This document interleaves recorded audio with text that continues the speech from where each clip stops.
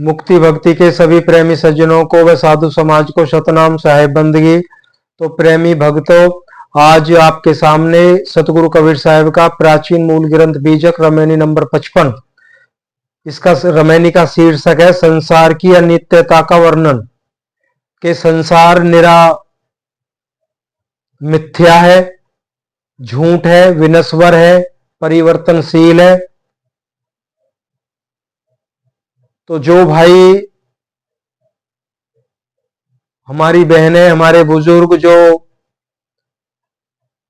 Regular सत्संग सुन रहे हैं और दोनों चैनलों पे सुन रहे हैं, तो जिन भाइयों को सार शब्द की प्राप्ति हो गई है, तो इस रमैनी से और भी अच्छे से खुलासा किया जाएगा। सतगुरु कबीर मूल ग्रंथ बीजक पे सत्संग डाला जा चुका है। सार शब्द प्राप्त हंसों को स्वरूप की मंजिल तक पहुंचने के लिए क्या क्या करना है, तो उसमें बताया गया है। तो उसी के अकॉर्डिंग ये रमैनी नंबर 55 भी है। सुनने में बड़ी साधारण हमें लग सकती है, लेकिन जितनी आसान, जितना हम जानते हैं, साहिब ने बोला और हम ये कहते हैं ये हम सब जानते हैं, उसको इतना हल्के में ना लेना है हमें उस वाणी को। वह उतने ही जन्म मरण जो मोक्ष मार्ग है, वो बहुत ज्यादा अहमियत रखती है वो साहिब की वाणी। जो हम जानते हैं, मानते नहीं है, तो साहिब के वचनों को सुन के तो हमें मानना है, तभी हमारा एक कदम उस मंजिल की तरफ बढ़ सकता है। अगर ऐसा हम नहीं कर पाते हैं तो बिल्कुल भी जहां है जब वहीं खड़े, जहां सुबह थे वहीं शाम को,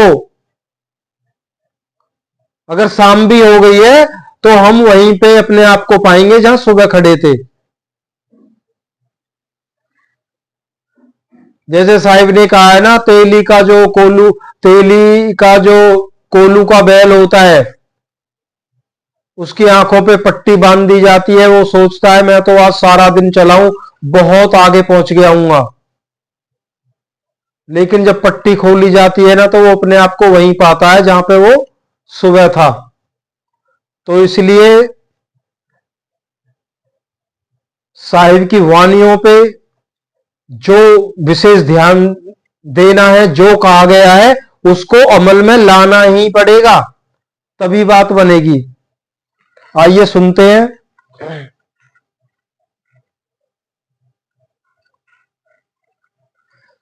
रमैनी 55। गए राम और गए लक्ष्मणा, संग ना गई सीता ऐसी घना। जात कौरवे लाभ नवारा, गए भोज जिन सा जलधारा। गए पांडव कुंती ऐसी रानी, गए सहदेव जिन बुद्धिमति ठानी। सरब सोने की लंका उठाई, चलत बार कुछ संग न लाई। जाकर कुरिया अंतरिक्ष छाई, सो हरि चंद देखल नहीं गई। मूरख मनुआ बहुत संजोई, अपने मरे और लगे न रोई।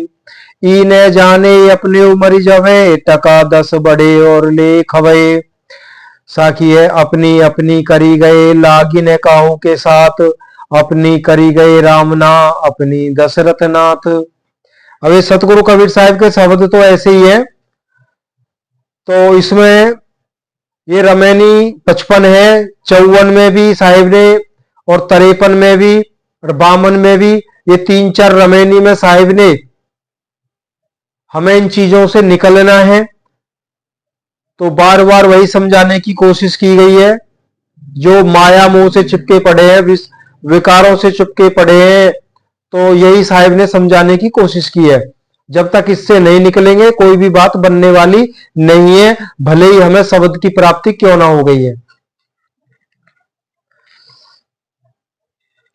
सतगुरु कबीर साहब कहते हैं, विष्णु के अवतार श्री रामचंद्र जी भी चले गए और उनके भ्राता लक्ष्मण भी चले गए, किंतु महारानी सीता जी जैसी धन्य पतिव्रता शिरोमणि नारी भी उनके साथ नहीं गई, क्योंकि वे रामचंद्र जी से पहले ही चली गई थी।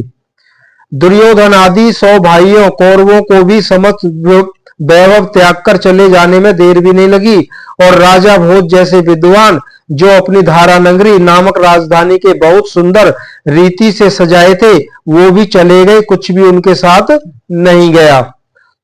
अब ये सुनने में तो बड़ा आसान लग रहा है, बहुत सीधी सी बात है, और हम कह भी सकते हैं यहां कोई टिके नहीं रह सकता, सभी को जाना है। लेकिन ऐसा हमने सुना है और औरों के लिए माना है, लेकिन हम अपने ऊपर इसको लागू नहीं करते। जब हम अपने ऊपर इसको लागू नहीं करते तो इसका मतलब हम जाने ही नहीं है, हम जाने ही कुछ नहीं है। क्यों? हम अपने ऊपर क्या लागू करते? मुझे तो यहां अभी रहना है, मुझे तो ये करना है, मुझे ये करना, ये काम अधूरा पड़ा, ये भी करके करना है मुझे तो। और जब वो काम हो जाते हैं तो फिर मन और आगे दौड़ाता है, ये और कर जाऊं, ये और कर जाऊं। हम अपनी प्लानिंग बनाते हैं, उसकी प्लानिंग का किसी को नहीं पता है। ये सत्य है, हम सब अपनी अपनी प्लानिंग बनाते रहते हैं, उसकी प्लानिंग को किसी को कुछ खबर नहीं है। हमारी प्लानिंग धरी की धरी रह जाती है। जब बुलावा आता है 1 सेकंड यहां नहीं रुक सकते, ये हम सब जानते हैं, लेकिन हम मानते नहीं है। इसलिए साहिब कह रहे मानना पड़ेगा, जानना भी पड़ेगा, तभी तो छूटोगे। ये हम सब करते नहीं है, और मोक्ष पाना हम सब चाहते हैं। ऐसा कोई भी नहीं है जो मोक्ष नहीं पाना चाहता।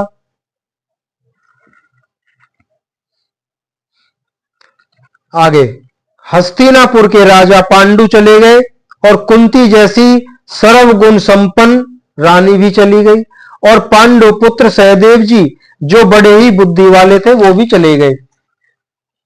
जिस रावण ने समस्त लंका को स्वर्ण से बनाई थी, उसने भी चलते समय कुछ भी साथ नहीं लिया।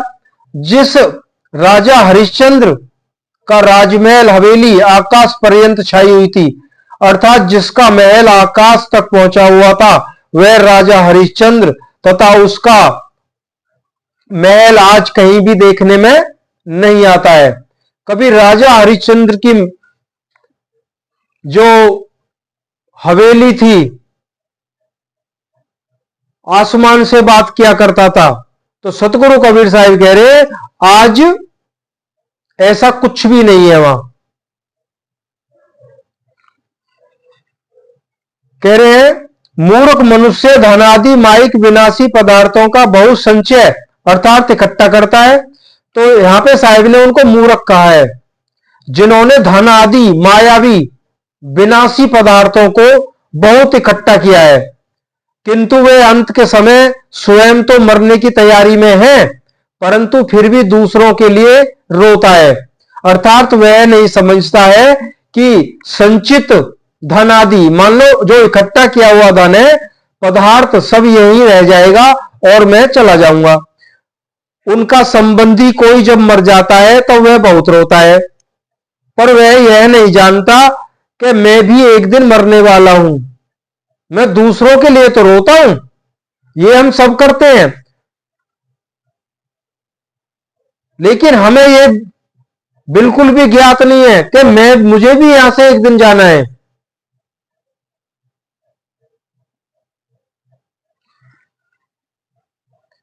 वह यह नहीं जानता कि मैं भी यहां से चला जाऊंगा, परंतु वह विचार करता है कि बढ़े सूद, सूद कहा गया है ब्याज को, कह रहे बढ़े सूद, से 10% और बढ़े तो उसमें और लेकर खाऊंगा। अर्थात मान लो सूद पे सूद बढ़ता जाए, रकम इकट्ठी होती जाए, अच्छे से जीवन जीऊंगा, अच्छे से खाऊंगा।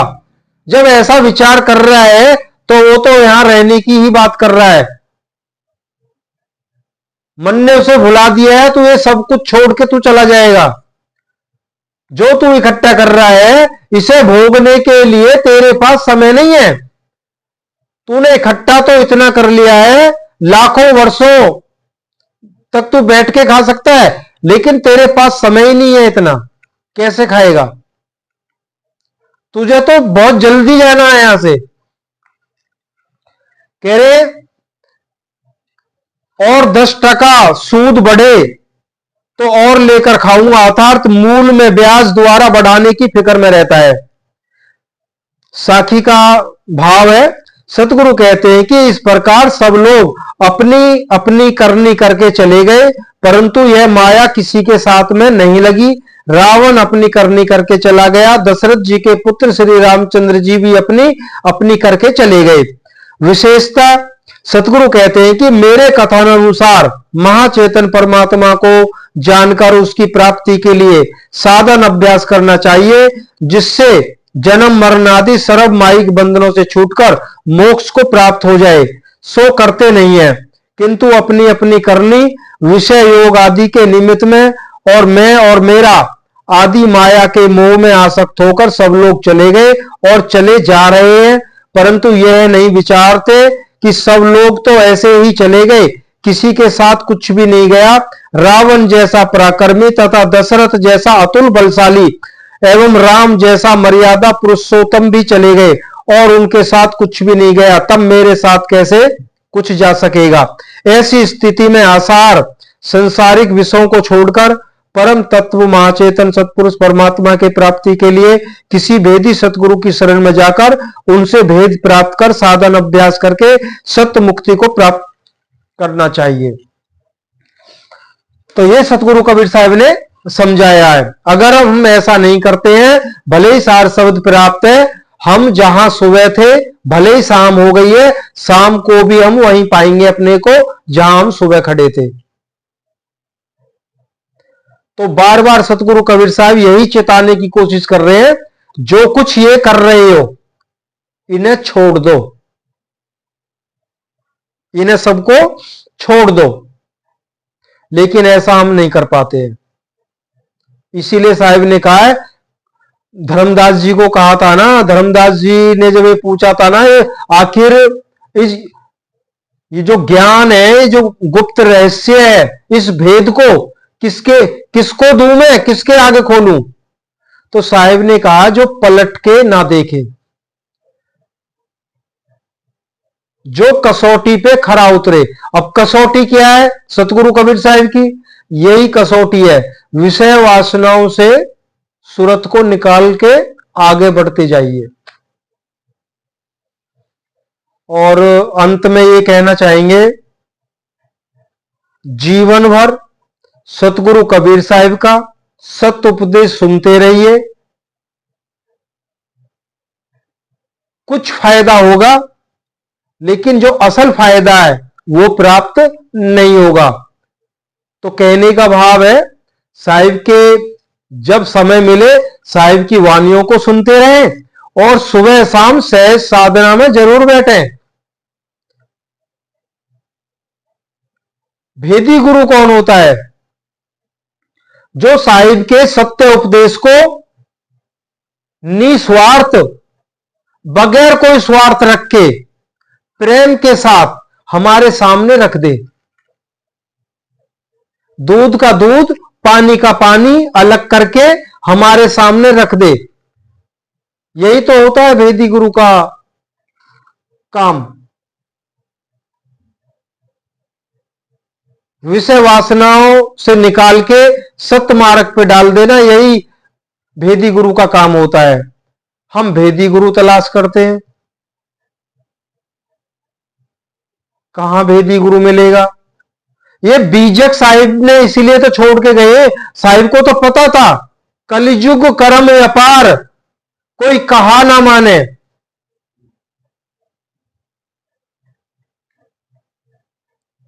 तो साहिब को पता था आगे चल के, जब आज मेरे कहे को कोई नहीं मान रहा है, आगे चल के तो कलयुग में तो इतने कर्मकांड फैल जाएंगे, जीव का निकलने की तो दूर की बात है, इधर सोच भी नहीं आ सकती। इसलिए साहिब बीजक छोड़ के गए हैं।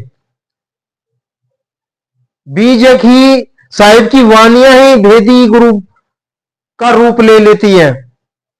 अब इसका प्रत्यक्ष प्रमाण आप सबके सामने है।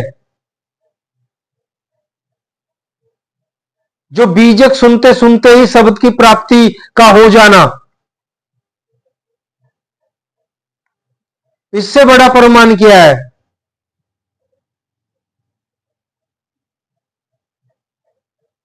साहिब ने एक जगह कहा ना, साखी गुरु कबीर है, सत्य माने जो कोई। अगर कोई सत्य मान लेता है ना, साखी साहिब के जो सत्य वचन है,